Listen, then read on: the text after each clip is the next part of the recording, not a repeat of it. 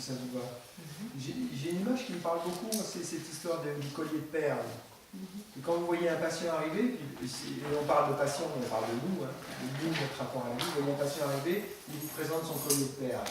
Il vous dit voilà, j'ai été abandonné, première perle, et du coup il s'est passé ça, deuxième perle, il vous les met dans l'ordre les perles. En fait, c'est des événements, des sensations. C'est comme si on se met dans un espace, un grand espace, des choses arrivent, des sons, des rencontres, des blessures, des joies. Dans cet espace, ces choses-là arrivent, et c'est ça que j'appelle les perles. Ça vous va?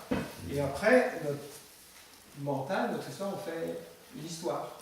L'histoire, c'est comment on met les perles ensemble. Et le thérapeute, des fois, il suffit qu'il change une perle de place, et ça change tout. Vous avez dû déjà voir ça. Hein, c'est un jeu de perles, enfilé sur un collier. Et donc c'est intéressant d'avoir cette façon de voir.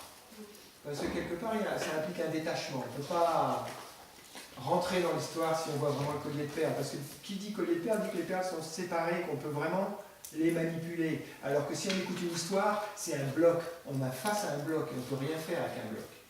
C'est comme si j'avais une montre à réparer que je ne peux pas l'ouvrir.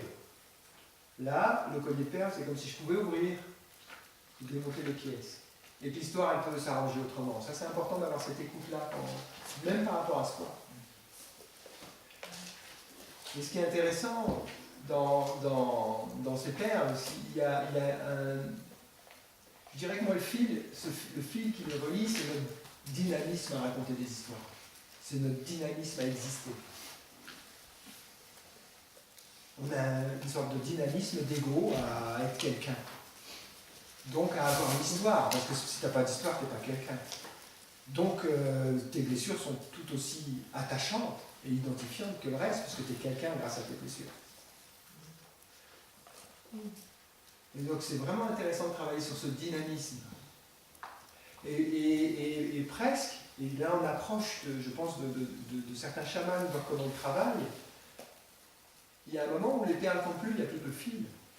Tu ne travailles plus que sur ce dynamisme. Tu t'en fous du détail de tu as été blessé comme si, c'est la 5e blessure, c'est la 3e blessure, c'est du paranoïacie. Tu t'en fous complètement. Tu n'es plus que dans ce dynamisme-là.